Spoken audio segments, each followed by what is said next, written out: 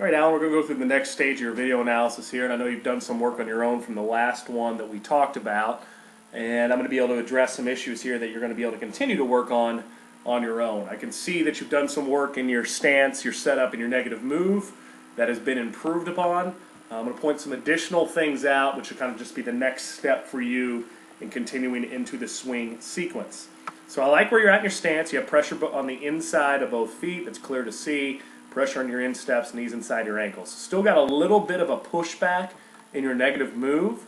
You can see how that right femur, that's the big bone here in your back leg, is giving still quite a bit as you push back into a rocking motion in your negative move. Now you do get a hip coil on the way out. So you are coiling. That's a great thing to see. But I want you to coil without letting that right leg give rearward. That right leg giving is a pass-through of energy. It can and does lead to guys getting stuck on their backside, the back knee not advancing, and you getting kind of a squish-to-bug type swing, which you're going to see here in a minute. So when you watch Konerko coil, when it happens doesn't make much of a difference. He's doing it early. I think you'll see most guys do it on the way out. The hips will continue to coil. That's up to you. You do it on the way out, so that's fine too. But that right leg, that femur, isn't giving. It's rotating in some, you can see, because his hips are rotating around his stationary femur. It's not going rearward, and that's a big deal, and we want you to do the same thing. So I can see pressure here on the outside part of your shoe. There.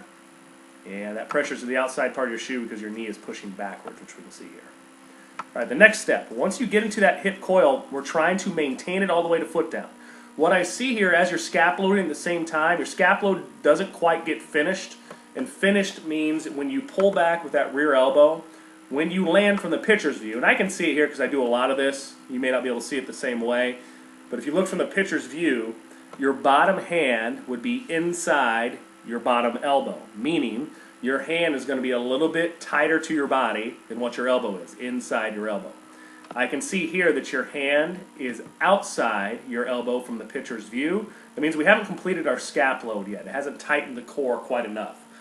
And your hip that was coiled has uncoiled on the front side. Both of these are signs that I see during video analysis of you rushing your setup, meaning at some point you didn't get started soon enough, your tempo got rushed, and you're coming out of completing your negative move, meaning we didn't get to the fully loaded position in both our lower body and upper body, and you're having to come out of it because the pitch is coming upon you. So if you get rushed with your tempo by not starting soon enough, all the stuff we're trying to do in your negative move goes for naught, and your swing kind of gets jumbled up into what I call a one-piece mess, meaning we no longer have that lower body and upper body separation. So get started soon enough where you can maintain a slow tempo and keep the load on both parts. So I'm seeing now that the front hip separates away from your back hip. So we lost our negative move. And you're getting into rotation now. But watch how that back heel begins to kick out. You can see on that white line behind you. So that's why it looks like here, even though you have a firm front side, your back knee is getting underneath your head. You're turning fairly well, but it's your foot is doing a lot of that turn instead of the leg turning your hip chassis. Your foot is doing a lot of the turn instead of the leg. When this happens, you're going to notice that that's why you're pulling back right there. Watch how your front shoe pulls back and you come out of your heel plant. It's pulling back because your heel is kicking out. It's trying to pull you backwards, and your back leg extends completely. So that's a sign of your shoe playing tug-of-war with your leg or your hip chassis, which we don't want to have happen. We want the hip, once it starts to turn, to bring that lower body with it, meaning your back knee and your shoe are just going to go along for the ride at that point. So it's that big femur bone that's turning your hips. It's also pulling the knee and the shoe underneath you as well. So you can see how his foot does not kick out there. So that goes back to making sure that back knee stays inside your shoe, that right leg remains firm, and you're gaining ground into your positive move. Then when you're ready to make the turn, the leg is turning the hip. You can see how the shoe turns to the inside while this happens, instead of your shoe doing the turning of the lower body and getting that kick out, or that squish the bug type move.